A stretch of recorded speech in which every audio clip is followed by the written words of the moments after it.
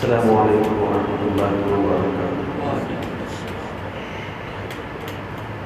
الحمد للہ رب العالمین والصلاة والسلام علی سید الانبیاء والمرسلین وعلی آلہ واصحابہ اجمعین، اما بعد فقد قال اللہ تبارک وتعالی فی کلامہ المجید والفرقانہ الحمید: اعوذ باللہ من الشیطان الرجیم، بسم اللہ الرحمن الرحیم۔ یا ایہا الذین آمنوا لا یسخر قوم من قوم عسى ان یکونوا خیرا منہم ولا نساء من نساء عسى ان یکن خیرا منہن ولا تلمزوا انفسکم ولا تنابزوا بالالقاب بئس الاسم الفسوق بعد الایمان ومن لم يتب فاولئک هم الظالمون۔ صدق اللہ مولانا العظیم وصدق رسولہ النبی الکریم ونحن على ذلك لمن الشاهدین والشاکرین والحمد للہ رب العالمین۔ اللہم الہمنا رشدنا واعذنا من شرور انفسنا، اللهم وفقنا لما تحب وترضى من القول والفعل والنية۔ رب اشرح لي صدري ويسر لي امري واحلل عقدة من لساني يفقهوا قولي، آمین یا رب العالمین۔ بزرگان محترم، برادران مکرم، عزیز ساتھیوں، دینی بھائیوں،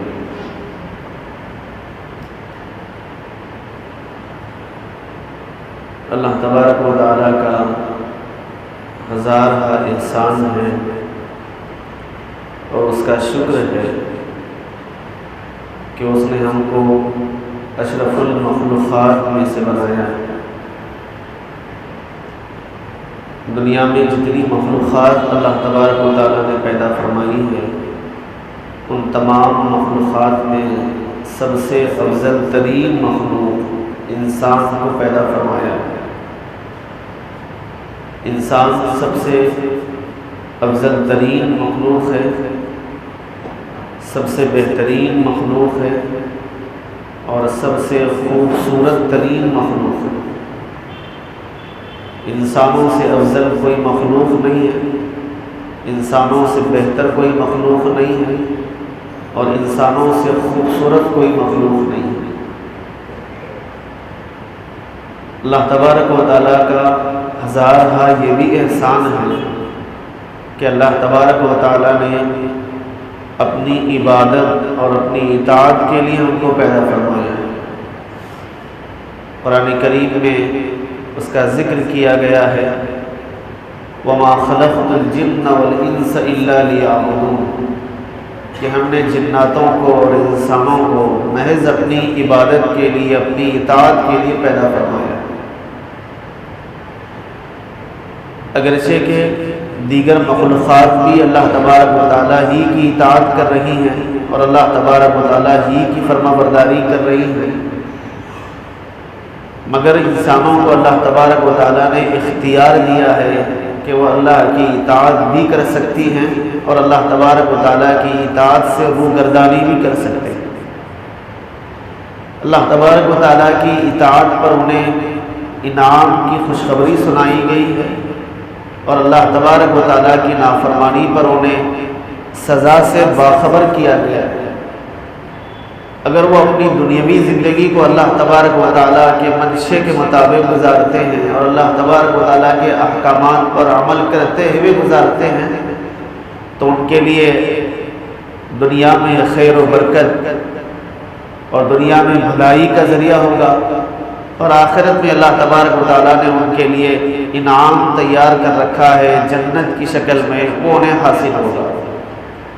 اور اگر وہ دنیاوی زندگی کو اللہ تبارک و تعالیٰ کے منشے کے خلاف گزارتے ہیں تو دنیاوی زندگی ان کے لیے تنگ کر دی جائے گی اور ان کی زندگی ان کے لیے وبال جان بن جائے گی، اور جب پھر وہ دنیا سے کوچ کر کے آخرت میں پہنچیں گے تو اللہ تبارک و تعالیٰ اس نافرمانی پر انہیں بطور سزا کے جہنم میں داخل کریں گے اور اللہ تبارک و تعالیٰ کے عتاب کی اور اللہ تبارک و تعالیٰ کے عذاب کی سب سے بدترین جگہ جہنم ہے۔ اللہ تبارک و تعالیٰ کا منشا کیا ہے اور اللہ تبارک و تعالیٰ کی مرضی کیا ہے، اسے بتانے کے لیے اللہ تبارک و تعالیٰ نے مسلسل انبیاء علیہ السلام کو مبعوث فرماتے رہے دنیا میں۔ آدم علیہ السلام سے لے کر میرے اور آپ کے آقا امام الانبیاء سید المرسلین جناب محمد رسول اللہ صلی اللہ علیہ وسلم تک انبیاء علیہ السلام کا یکے بعد دیگرے سلسلہ چلتا رہا۔ آپ صلی اللہ علیہ وسلم کے بعد نبوت اور رسالت کا سلسلہ ختم ہو گیا، اور آپ کو جو کتاب دی گئی وہ کتاب ہدایت ہے اور آخری کتاب ہے، اور آپ کو جو شریعت دی گئی وہ آخری شریعت ہے، اور آپ کی حیات طیبہ کو قیامت تک آنے والے لوگوں کے لیے آئیڈیل بنا دیا ہے اور لوگوں کے لیے ہدایت کا ذریعہ بنا دیا ہے اور عمل کے لیے بہترین نمونہ اسے بنا دیا ہے۔ رسول اللہ صلی اللہ علیہ وسلم نے ساری انسانیت کو سب سے پہلے تو یہ پیغام دیا، قولوا لا الہ الا اللہ تفلحوا، کہ اللہ تبارک و تعالیٰ کو اپنا رب تسلیم کرنا یہی کامیابی کی علامت ہے۔ جب تک اللہ کو اپنا رب تسلیم نہیں کریں گے اس وقت تک کوئی انسان کامیابی کی منزل کو پہنچ نہیں سکتا۔ کامیابی کے لیے سب سے پہلے اللہ کی ذات پر ایمان لانا ضروری ہے۔ رسول اللہ صلی اللہ علیہ وسلم نے سب سے پہلے یہی بات بتلائی، اور جب کوئی اللہ کو اپنا رب تسلیم کرتا ہے اور جناب محمد رسول اللہ صلی اللہ علیہ وسلم کو اللہ کا پیغمبر اور آخری پیغمبر تسلیم کرتا ہے اور آپ کے ذریعے سے دی گئی کتاب کو آخری کتاب تسلیم کرتا ہے اور آپ کے ذریعے سے دی گئی شریعت کو آخری شریعت تسلیم کرتا ہے اور آپ کی حیات مبارکہ کو اپنی زندگی کے لیے کامیابی کا ذریعہ سمجھتا ہے اور ان چیزوں پر وہ شخص ایمان لاتا ہے تو مومن کہلاتا ہے۔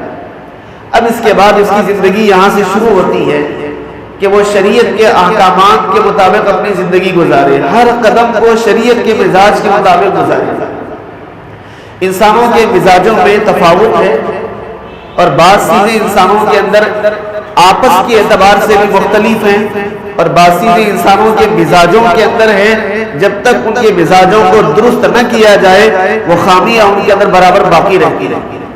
رسول اللہ صلی اللہ علیہ وسلم نے ان کی خوبیوں کا بھی تذکرہ فرمایا ہے اور ان کی خامیوں کا بھی تذکرہ فرمایا ہے، بلکہ قرآن کریم میں بہت سی آیتوں میں انسانوں کی خوبیوں کا بھی تذکرہ کیا گیا ہے اور ساتھ ساتھ میں یہ بتایا گیا ہے کہ جب انسان ان خوبیوں کو اختیار کر لیتا ہے تو بسا اوقات ملائکہ سے بھی اونچا مقام اسے حاصل ہو جاتا ہے،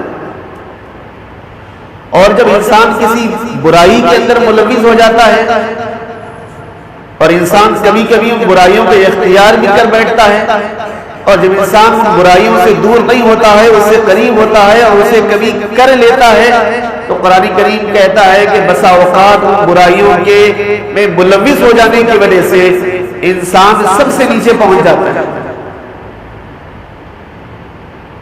اچھائیوں کو اختیار کرنے میں بلندیاں سے حاصل ہوتی ہیں اور برائیوں میں ملوث ہونے کی وجہ سے بلندیوں سے وہ نیچے پٹک چھوڑ دیا جاتا ہے۔ قرآن کریم کی ابتدا میں نے جو آیت کریمہ تلاوت کی ہے یہ سورہ حجرات کی آیت نمبر 11 ہے۔ اس آیت مبارکہ میں اللہ تبارک و تعالیٰ نے انسانوں کی 3 خرابیوں کا ذکر فرمایا اور اس کے ذریعے سے بتایا ہے کہ ان 3 خرابیوں سے اپنے آپ کو بچائے رکھنے کی ضرورت ہے اور اپنے آپ کو اس سے دور کرنے کی ضرورت ہے۔ یہ خرابیاں انسان کے اعمال کو بھی خراب کرتی ہیں اور انسان کے اخلاق کو بھی خراب کرتی ہیں، اور جب یہ دونوں خرابیاں اس کے اندر آ جاتی ہیں تو اس کی وجہ سے معاشرہ بھی خراب ہو جاتا ہے۔ سورہ حجرات کی اس آیت نمبر 11 سے پہلے اللہ تبارک و تعالیٰ نے اجتماعی اصلاح کا ایک قانون دیا، ایک طریقہ بتایا۔ اس کے بعد سورہ حجرات کی اس آیت نمبر 11 میں اللہ تبارک و تعالیٰ نے انفرادی اصلاح کا ایک طریقہ بتلایا کہ آدمی کو فردن کوشش کرنی چاہیے کہ یہ 3 خرابیوں کو اپنے سے دور کرے اور ان 3 خرابیوں کو اپنے سے نکالے. اور انسان ہے، انسان کے اندر یہ خرابیاں آتی رہتی ہیں. اسی وجہ سے قرآن کریم نے اسے یہ ترغیب دی ہے اور یہ تعلیم دی ہے کہ وہ اچھوں کی صحبت کو اختیار کرے تاکہ اسے برائی دور ہو جائے اور اچھائی کا وہ خوگر بن جائے. جب آدمی اچھے لوگوں کے ساتھ رہتا ہے تو اچھائیاں اس کے ساتھ آ جاتی ہیں، اور جب برے لوگوں کے ساتھ رہتا ہے تو برائیاں بھی اس کے ساتھ چپک جاتی ہیں. قرآن کریم نے کہا یا ایھا الذین آمنوا اتقوا اللہ وکونوا مع الصادقین، اے ایمان والو تقوی اختیار کرو اور سچوں کے ساتھ رہو. سچوں کے ساتھ رہیں گے تو سچائی کا مزاج آپ کے اندر پیدا ہوگا، بروں کے ساتھ رہیں گے تو برائیوں کا مزاج آپ کے اندر پیدا ہوگا. اللہ تبارک و تعالیٰ یہ چاہتے ہیں کہ بندے مومن اچھائیوں کا خوگر بن جائے اور اچھائیوں کا پتلا بن جائے اور اچھائیاں ہی اچھائیاں اس کے اندر آ جائے اور برائیوں سے وہ دور ہو جائے. اچھے لوگوں کے ساتھ رہے گا تو اچھائی اس کے اندر آئے گی، بروں کے ساتھ رہے گا تو برائی اس کے ساتھ آئے گی. پہلی خرابی یہ ہے جو قرآن کریم کی اس آیت مبارکہ میں اللہ تبارک و تعالیٰ نے ذکر کیا ہے، یا ایھا الذین آمنوا لا یسخر قوم من قوم عسى ان یکونوا خیرا منهم ولا نساء من نساء عسى ان یکن خیرا منهن. یہ پہلی خرابی ہے جو فردن انسانوں کے اندر پائی جاتی ہے. اس برائی کو، اس خرابی کو، اس خامی کو دور کرنے کی ضرورت ہے. وہ خرابی یہ ہے کہ آدمی دوسرے کا مذاق اڑاتا ہے، تمسخر کرتا ہے. اللہ تبارک و تعالیٰ نے سختی سے منع فرمایا ہے کہ کسی شخص کے لیے جائز نہیں ہے وہ کسی دوسرے شخص کا مذاق اڑائے. اور اس آیت مبارکہ میں اللہ تبارک و تعالیٰ نے اگرچہ کہ قرآن کریم کے جہاں اعلان کیا جاتا ہے اور جہاں بتلایا جاتا ہے مخاطب اس سے مرد بھی ہوتے ہیں اور عورتیں بھی ہوتے ہیں، لیکن اللہ تبارک و تعالیٰ نے دونوں کو الگ الگ مخاطب کر کے بتایا ہے. فرمایا کہ مردوں کو چاہیے کہ وہ کسی مردوں کا تمسخر نہ ہو رہا ہے، اور اس کی پھر آگے فرمایا عورتوں کو چاہیے کہ وہ عورتیں بھی کسی عورتوں کا تمسخر نہ ہو رہا ہے. مردوں کو چاہیے کہ وہ عورتوں کا تمسخر نہ ہو رہا ہے، عورتوں کو چاہیے کہ وہ مردوں کا تمسخر نہ ہو رہا ہے. معلوم یہ ہوا کہ معاشرے کے اندر یہ ایسی بری خامی ہے جو مردوں کے اندر بھی ہے، عورتوں کے اندر. تبھی تو قرآن کریم نے الگ سے اس کا ذکر فرمایا. مردوں کو چاہیے کہ وہ کسی کا مذاق نہ اڑائے. مذاق زبان سے بھی ہوتا ہے اور اشارات و کنایات کے ذریعے سے بھی ہوتا ہے. اور ہم سب جانتے ہیں معاشرے کے اندر ہم رہتے ہیں اور ہمارا معاشرہ کس سمت جا رہا ہے یہ بھی ہم جانتے ہیں. یہ قرآن کریم کی آیت مبارکہ اس معاشرے میں نازل ہوئی ہے کہ اس سے بہتر معاشرہ نہ پہلے آیا تھا نہ بعد میں آئے گا. اس معاشرے کے ذریعے سے آنے والے تمام معاشروں کو یہ پیغام دیا جا رہا ہے کہ یہ خامی انسانوں کے اندر ہوتی ہے، انسانوں کے لیے لازم ہے کہ اپنے آپ کو ان خامی سے بچائے رکھے اور دور رکھے. زبان سے مذاق اڑانا یہ بھی جائز ہے اور اشارات اور کنایات کے ذریعے سے مذاق اڑانا یہ بھی جائز ہے. سلف صالحین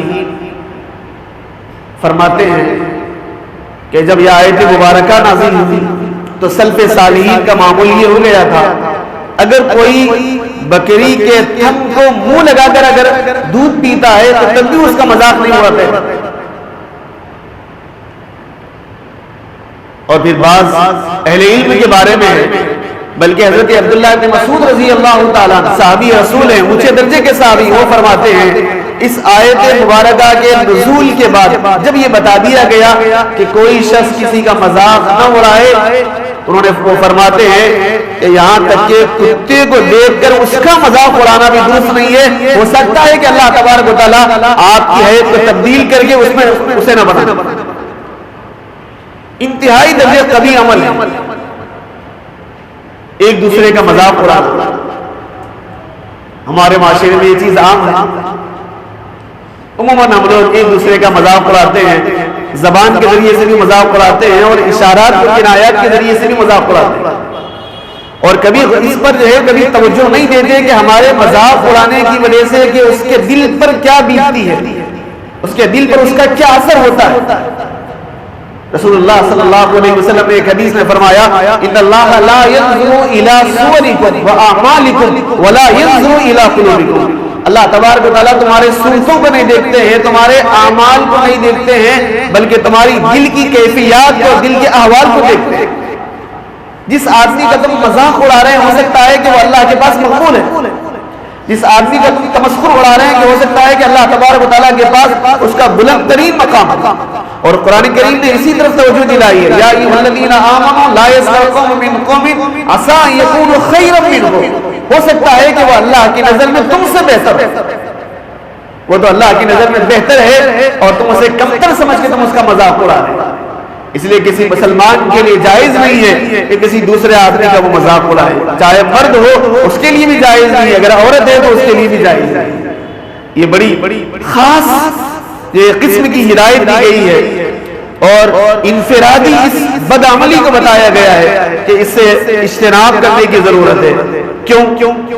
اگر برائی اور کسی کا تمسخر اڑائیں گے اس کے ذریعے سے سب سے پہلی بات تو یہ ہے آپ گناہ میں مبتلا ہوں گے، آپ کی نیکیاں ضائع ہوں گی، اور دوسرا اس کا نقصان یہ ہوگا کہ آپس میں رنجشیں پیدا ہوگی، اور تیسرا اس کا نقصان یہ ہوگا کہ آپس کے دلوں میں جب میل پیدا ہوگا تو وہ خرابی معاشرے کے اندر جنم لیں گی اور معاشرہ خراب ہو جائے گا۔ اس لیے انفرادی طور پر بتایا گیا ہے تمسخر اڑانے سے اور کسی کا مذاق اڑانے سے اپنے آپ کو بچایا جائے۔ یہ پہلی خرابی ہے جس کی نشاندہی کی گئی ہے، اور دوسری خرابی جس کی نشاندہی اسی آیت مبارکہ میں کی گئی ہے وہ یہ ہے کہ کسی مسلمان کے لیے جائز نہیں ہے، کسی مومن کے لیے جائز نہیں ہے وہ کسی دوسرے مومن کی تانا زنی کرے، کسی خامی پر، کسی خرابی پر اسے تانا دینے لگ جائے، اس کی بھی اجازت نہیں ہے۔ اور یہ خرابی ہمارے معاشرے میں بھی ہے، بلکہ اوروں کے مقابلے میں ہمارے معاشرے میں یہ خرابی تو زیادہ ہے۔ معمولی بات پر ہم تانا دیتے ہیں اسے، اگر قد کم ہے اس سے بھی تانا دیا جاتا ہے، بال سر کے کم ہے اس سے بھی تانا دیا جاتا ہے، قد زیادہ ہے اس کے ذریعے سے بھی تانا دیا جاتا ہے، جسم بھاری بھرکم ہے اس کے ذریعے سے بھی تانا دیا جاتا ہے، اگر جسم لاغر و کمزور ہے اس کے ذریعے سے بھی تانا دیا جاتا ہے۔ کسی کی خرابی پر اور کسی کے عیب پر اس کی جو ہے تانا زنی کرنا یہ جائز ہے،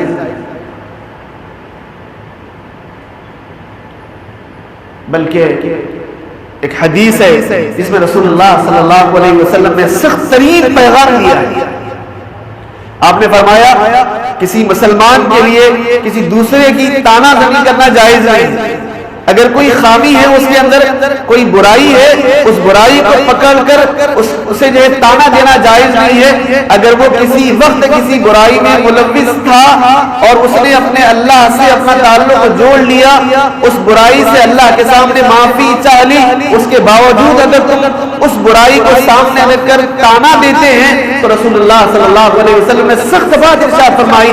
آپ نے فرمایا اس تانا دینے والے شخص کی موت اس وقت تک واقع نہیں ہوگی جب تک کہ وہ خود اس برائی میں مبتلا نہ ہو جائے۔ اگر کسی شخص سے غلطی سے چوری سرزد ہو گئی، اگر کسی شخص سے خواہشات پر قابو نہ پاتے ہوئے اسے گناہ ہو گیا تھا، بدکاری ہو گئی تھی اور اس کا علم لوگوں کے سامنے ہو گیا اور تانا دیا جا رہا ہے، بار بار اسی کا ذکر کیا جا رہا ہے کہ یہ چور ہے، یہ زانی ہے، یہ بدکار ہے، جبکہ حقیقت میں معاملہ یہ ہے کہ اس نے اپنے اللہ سے اپنے تعلق کو جوڑ لیا اور اللہ سے معافی تلافی کر لی ہے، اس کے باوجود اس گناہ پر اسے آر دلایا جا رہا ہے، تانا دیا جا رہا ہے۔ اللہ کے نبی صلی اللہ علیہ وسلم نے ارشاد فرمایا اس وقت تک موت نہیں آئے گی جب تک کہ یہ تانا دینے والا اس برائی میں مبتلا ہو۔ یہ بڑی خرابی ہے، اس لیے کسی کو تانا دینا اور کسی کے عیب کو ظاہر کرنا جائز نہیں، بلکہ یہ بات یہ بھی سمجھ لیجیے اگر کسی سے کوئی غلطی ہو گئی، وہ غلطی کا افشا کرنا اور غلطی کا اظہار کرنا یہ بھی گناہ ہے۔ ایک گناہ ہو گیا ہے یہ تو گناہ ہے، اور گناہ کو ظاہر کرنا یہ بھی گناہ ہے۔ ہم میں سے بہت سارے لوگ ہیں گناہ ہوا ہے اور دوستوں کے سامنے اور اہل تعلق کے سامنے بیٹھ کر بڑی خوشی کا اظہار کرتے ہیں کہ مجھ سے یہ گناہ ہوا. گناہ کا اظہار کرنا بھی گناہ ہے. اور اگر کسی وجہ سے گناہ ظاہر ہو گیا دوسرے لوگوں کو یہ ہدایت دی گئی ہے کہ اس گناہ پر تانا نہ دے اسے, اس گناہ پر اسے آر نہ دلائے. اور کبھی کبھی ایسے ہوتا ہے کہ جب کسی سے گناہ سرزد ہو جائے وہ اپنے گناہ کو چھپانا چاہتا ہے, غلطی کو چھپانا چاہتا ہے, لیکن غلطی چھپتی نہیں, چھپ جاتی ہے, ظاہر ہو جاتی ہے اور لوگ اسے جو ہے تانا دینے لگتے ہیں. بار بار تانا دینے کی وجہ سے آدمی کا دل مضبوط ہو جاتا ہے اور پھر مستقل وہ گناہ کا عادی ہو جاتا ہے. ایسے کئی لوگوں کو آپ دیکھیے جب کسی غلطی پر اسے بار بار متنبع کیا جاتا ہے, اسے آر دلایا جاتا ہے. متنبع کرنا الگ بات ہے, آر دلانا الگ ہے, تانا دینا الگ بات ہے. غلطی کی اصلاح کرنا, اسی وجہ سے ہمارے اکابر رحمہ اللہ کا معمول یہ تھا اگر کسی سے غلطی ہو جائے تو فوراً اور سب کے سامنے اس کی اصلاح نہیں کرتے, عزت نفس کا خیال کرتے تھے اور اسے تنہائی میں بٹھا کر اسے اس کی غلطی سے آگاہ کرتے تھے. کہیں ایسا نہ ہو کہ سب کے سامنے اس غلطی کی اصلاح کی وجہ سے اسے آر محسوس ہو اور مستقل وہ مزید گناہوں کے نام ملوث نہ ہو جائے. اتنا تک انہوں نے لحاظ کیا. کسی سے غلطی ہو جائے بار بار اس پر آر دلانا, بار بار تانا دینے کی وجہ سے آدمی پھر مستقل اس گناہ کا عادی ہو جاتا ہے. اس لیے اگر کبھی اس سے غلطی ہو جائے اس کی اس غلطی پر اسے تانا نہ دے. جسمانی اعتبار سے اگر قدرتی کوئی خامی ہے اس خامی کی وجہ سے اسے تانا نہ دے. معلوم نہیں کہ یہ اس میں خامی ہے لیکن عمل کے اعتبار سے وہ آپ سے ہزاروں گنا بہتر ہے. رسول اللہ صلی اللہ علیہ وسلم نے ایک حدیث میں ارشاد فرمایا بعض لوگ ایسے ہیں جو معمولی لباس پہنے ہیں, شکل و صورت ان کی معمولی ہے, بسا اوقات تو ان کے بال بھی پراگندہ ہیں, صاف ستھرے نہیں ہیں, لیکن اللہ کے پاس وہ اتنے مقبول ہیں اگر وہ کسی بات پر قسم کھا لیتے ہیں اللہ تبارک و تعالیٰ ان کی قسم کو ٹوٹنے نہیں دیتا ہے, انہیں حانث ہونے نہیں دیتا ہے. بظاہر نظروں میں وہ جچتے نہیں, نظروں میں وہ آتے نہیں. معلوم نہیں کہ کون سا آدمی اللہ کے پاس مقبول ہے. اس کے ذریعے سے یہ بات سمجھ لینی چاہیے ہم جو عبادتیں کر رہے ہیں اس پر ہمیں اترانا نہیں چاہیے. کسی عالم ربانی نے یہ بات کہی اللہ تبارک و تعالیٰ کی نعمتوں پر اگر کوئی خوشی میسر آ جائے تو خوشی میں آپے سے باہر نہیں ہونا چاہیے, اور اگر کوئی غم آدمی پر لائق ہو جائے تو غم میں بھی آپے سے باہر نہیں ہونا چاہیے. اعتدال میں رہنا یہ مومن کا خاصہ ہے اور مومن کی خصوصیت ہے. خوشی کا موقع آتا ہے مومن اللہ کو بھولتا نہیں, اور غم کا موقع آتا ہے تو مومن اللہ کو بھولتا نہیں ہے, بلکہ اس کا تو یہ ایمان ہے خوشی اور غم یہ دونوں اللہ کی طرف سے. اگر خوشی آتی ہے اس پر شکر بجا لاتا ہے تو مزید خوشیاں اللہ تبارک و تعالیٰ عنایت فرماتے ہیں. اور اگر کبھی کسی وجہ سے پریشانی آتی ہے اس پر صبر کرتا ہے اللہ تبارک و تعالیٰ صبر پر اجر لکھتے ہیں اس کے. یہ دوسری خرابی ہے انفرادی خرابی, کسی کو تانا دینا. یا ایھا الذین آمنوا لا یسخر قوم من قوم عسى ان یکونوا خیرا منهم ولا نساء من نساء عسى ان یکن خیرا منهن ولا تلمزوا انفسکم ولا تنابزوا بالالقاب بئس الاسم الفسوق بعد الایمان. تیسری بات بتائی گئی ہے کسی کو برے القاب سے نہیں پکارنا چاہیے. یہ تیسری خامی ہے, یہ تیسری برائی ہے, اور یہ بھی ہمارے معاشرے میں ایک آدمی کے چار نام, اور جب بھی وہ برے لقب سے اسے پکارا جاتا ہے اس کے دل کو پوچھئے کہ اس کا دل چھلنی ہو جاتا ہے. اور ہم تو خوش ہو رہے ہیں لیکن اسے تکلیف ہو رہی ہے برے القاب. حضرت ابو حبیرہ انصاری رضی اللہ تعالیٰ عنہ فرماتے ہیں مدینہ منورہ میں جب رسول اللہ صلی اللہ علیہ وسلم تشریف لائے تو مدینہ منورہ کے اندر ایک آدمی کے دو تین نام تھے, الگ الگ القاب سے انہیں پکارتے, برے القاب, اچھے القاب. اس پر یہ آیت مبارکہ نازل ہوئی اور بتایا گیا کہ برے القاب سے نہیں پکارنا چاہیے. اچھے القاب سے پکارنے کی اجازت ہے لیکن برے القاب سے پکارنے کی اجازت نہیں ہے. ہم میں سے بہت سے لوگوں کو برے القاب سے پکارتے ہیں. ہر ایک کے الگ الگ نام ہیں، الگ الگ القاب ہیں، اور وہ القاب کے ذریعے سے انہیں پکار کر انہیں تکلیف دے کے اور خوش ہوتے ہیں۔ بسا اوقات بطور مذاق کے لیے یہ بات کہی جاتی ہے، القاب سے پکارا جاتا ہے، بطور مذاق کے لیے برے القاب سے پکارنے کی اجازت نہیں دی گئی۔ مذاق بھی مذاق کے دائرے میں ہونا چاہیے، مذاق میں کسی کا دل نہیں دکھانا چاہیے۔ رسول اللہ صلی اللہ علیہ وسلم نے فرمایا کہ مذاق کرو لیکن مذاق سے کسی کا دل نہ دکھاؤ، اور مذاق ہو لیکن مذاق میں جھوٹ بھی نہ ہو۔ رسول اللہ صلی اللہ علیہ وسلم نے بھی مزاح فرمایا۔ ایک خاتون، بوڑھی خاتون آپ کی خدمت اقدس میں حاضر ہوئی، رسول اللہ صلی اللہ علیہ وسلم کے دربار میں حاضر ہونے کے بعد حاضر ہونے والوں کی کیفیت کیا ہوگی؟ بڑے بڑے آدمی آپ کے روب کی وجہ سے تھرا جاتے ہیں۔ رسول اللہ صلی اللہ علیہ وسلم تو نبی آخر الزمان، ان کی اصلاح کرنا ہے، اگر وہ جو ہے روب کھا کر اگر دور ہٹ جائیں تو ان کی اصلاح کیسے ہوگی؟ تو کبھی کبھی آپ انہیں قریب کرنے کے لیے اور اپنے مزاج سے ہم آہنگ کرنے کے لیے اللہ کے نبی صلی اللہ علیہ وسلم اسے مزاح بھی فرماتے ہیں۔ بری خاتون آئی، آپ نے اس خاتون سے مزاح فرمایا۔ اس خاتون نے پوچھا، اے اللہ کے نبی صلی اللہ علیہ وسلم کیا میں جنت میں جاؤں؟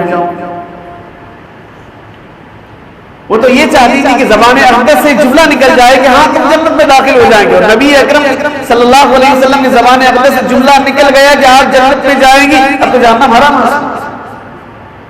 وہ خاتون تو یہ پوچھنے کے لیے آئی، زندگی کا چراغ کب گل ہونے والا ہے معلوم نہیں، یہ موقع بڑا اچھا ہے رسول اللہ صلی اللہ علیہ وسلم کا دیدار بھی ہو جائے اور آپ کی زبان اقدس سے جملہ سننے کا موقع بھی مل جائے تاکہ دل کو اطمینان ہو۔ عمل تو آدمی کر رہا ہے لیکن معلوم نہیں کہ اس کا انجام کیا ہو جائے۔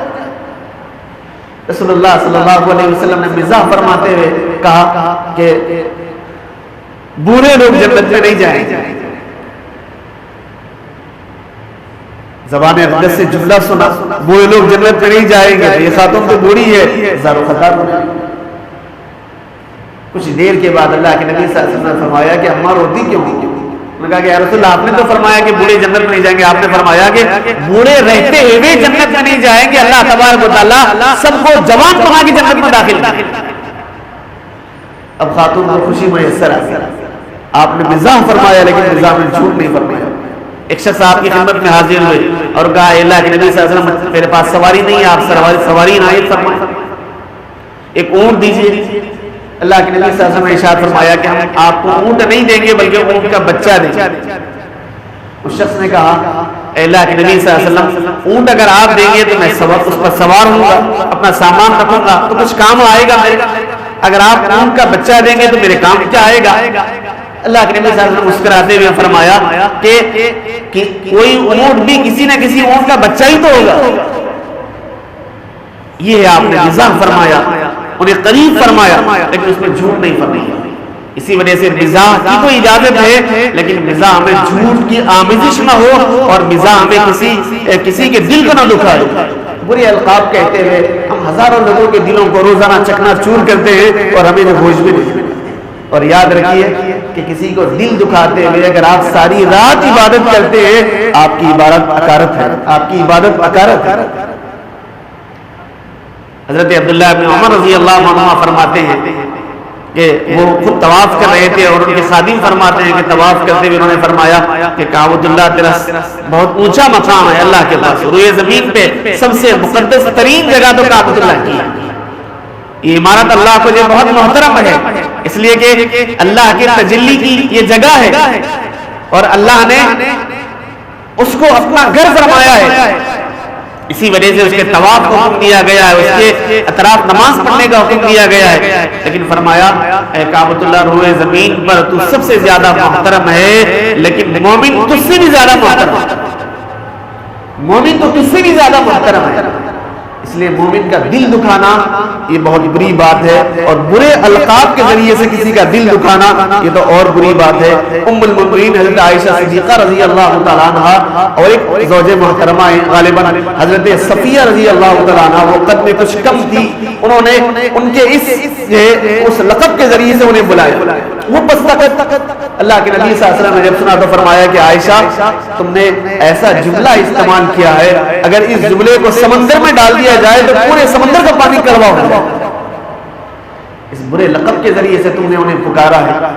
ان تین خامیوں کو قرآن کریم کی سورہ حجرات کی آیت نمبر 11 میں ذکر کرتے ہوئے بتایا گیا۔ انفرادی طور پر بندے مومن کو اور اہل ایمان کو اس برائی سے بچنے کی ضرورت ہے اور اس برائی سے اپنے آپ کو جو دور کرنے کی ضرورت ہے۔ جب تک آپ ان برائیوں سے دور نہیں ہوں گے، آپ صاف ستھرے نہیں ہوں گے اور اللہ تبارک و تعالیٰ کے پاس آپ مقبول نہیں ہوں گے۔ اپنے آپ کو اللہ کے دربار میں برگزیدہ بنانا چاہتے ہیں، اللہ کے پاس اگر مقرب بنانا چاہتے ہیں اور معاشرے کو صاف ستھرا بنانا چاہتے ہیں اور اپنے عبادات کو اللہ کے دربار میں قبولیت اگر چاہتے ہیں، ان برائیوں سے بچنے کی ضرورت ہے۔ اللہ تبارک و تعالیٰ ہماری ظاہری اور باطنی تمام برائیوں کو دور فرمائے اور خیر اور اچھے کاموں کے اور اچھے چیزوں کے اختیار کرنے کی توفیق عطا فرمائے۔ آمین یا رب العالمین۔ وآخر دعوانا ان الحمد للہ رب العالمین۔